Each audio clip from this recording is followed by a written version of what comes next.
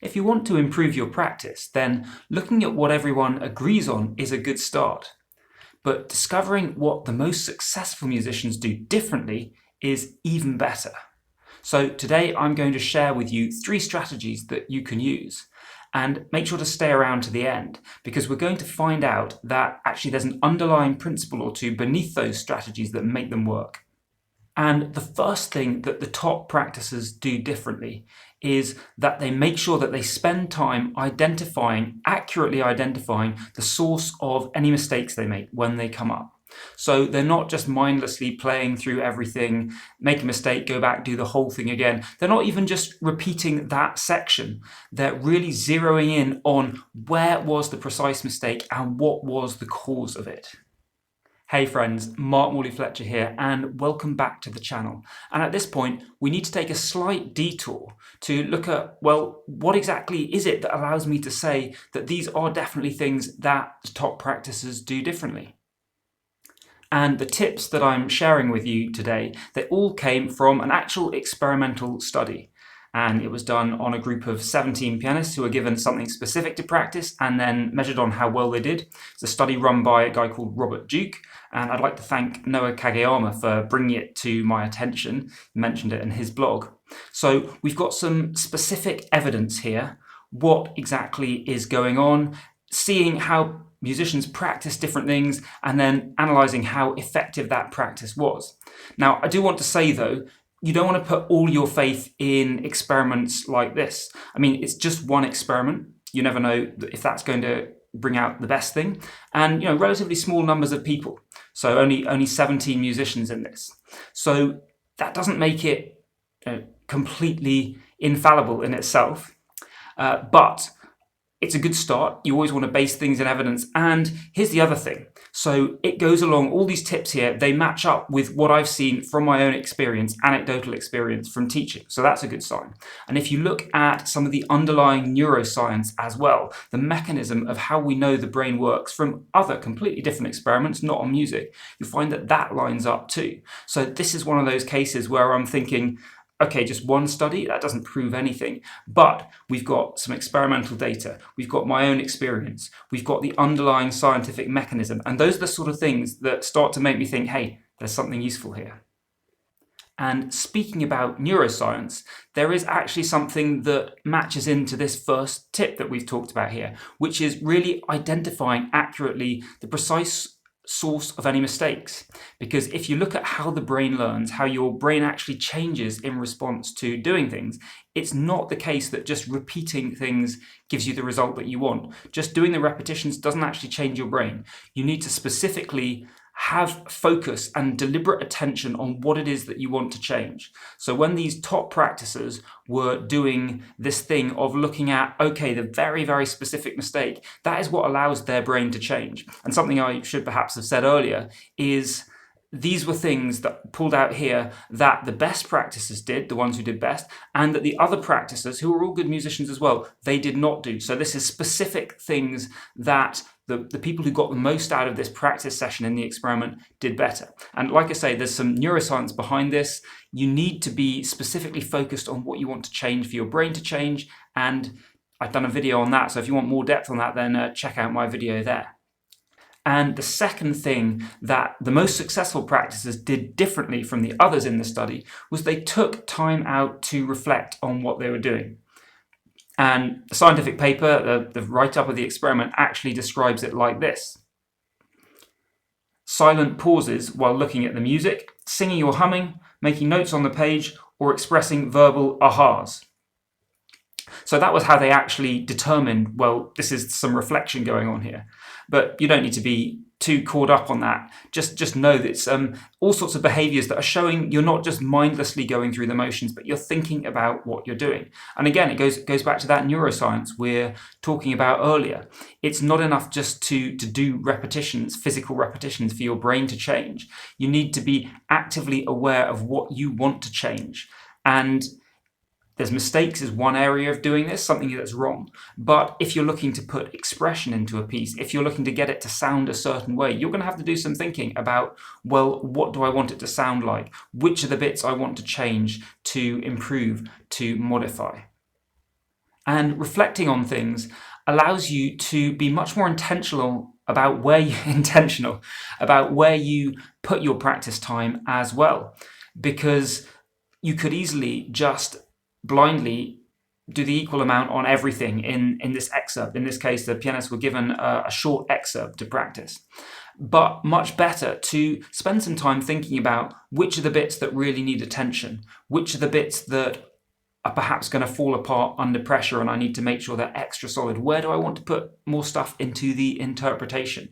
And if you just mindlessly go through the repetitions, that's not going to happen. You need to actually take time out, stop, think about it, reflect to get the most out of the practice that you actually do.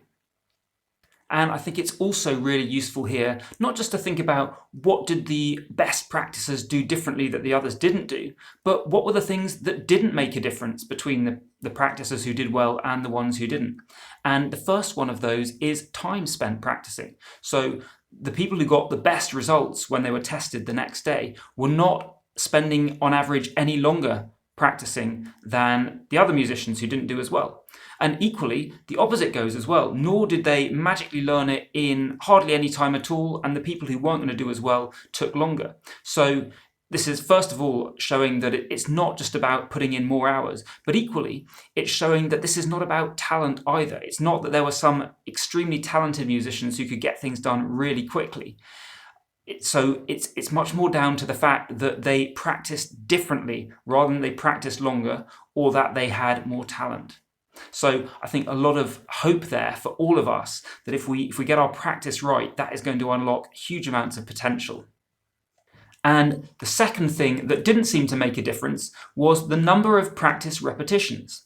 This one might be actually a bit of a surprise, because when you do look at the neuroscience, that shows that, as evidenced by the one before, it's not time spent practicing that matters, but it does suggest that it's the number of quality repetitions, the number of reaches for something that you can't do perhaps so well already, that matters. So why perhaps did that not come up as being relevant here? Well, my guess is that it's a relatively short passage, but you have got to do a whole passage. There's lots of things to work on, and you're not spending a huge amount of time on it.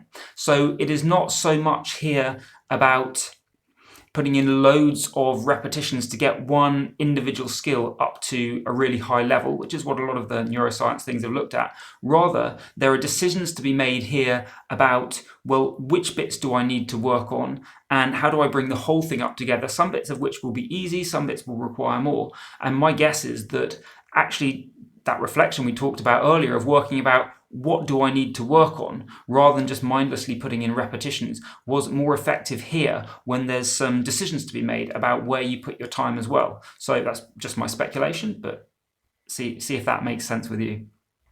And if you're finding what I'm sharing with you in this video useful, then please take a second and hit the like button. I would really appreciate it if you do that. Thanks. And the third tactic that the best practicers used that was different to the other musicians was they varied their speed a lot, and they varied their speed very intentionally. So they didn't just always try and play things at the final speed they were going to work on, nor did they play everything slowly all the time. Rather, when there were things that they were doing all right on, they'd play it up to speed. When they came up to a tricky bit or a mistake, they would deliberately slow it down, maybe way down. But then it wouldn't just be slow practice. They'd do a bit of work on it, they'd bring it back up, test it again at the higher speed. So some very intentional things going on here about moving things up and down to meet the needs of the situation. Rather than just going to a pre-organized plan, they were reflecting, as we said before, and making those shifts in accordance with that.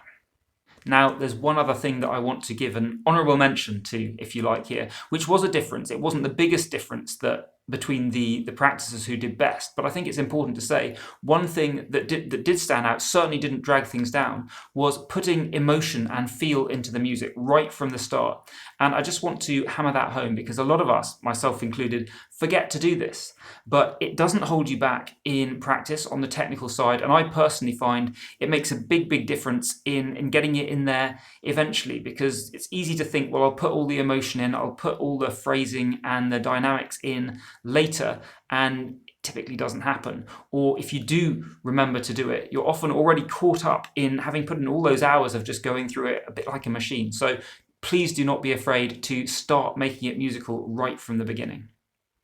Now, I'm a big fan of drawing out the underlying principles behind something that we learn. So not just what are the specific things that I need to do and go away and do them, but can I understand why? Because when you do that, you get a much deeper understanding of how things work. Now, if you want to go really deep into all of those sorts of things, I've got a whole course on practice called Practice Multiplier, and you can check it out. But I've got two things for you on what those tips that we've just talked about today.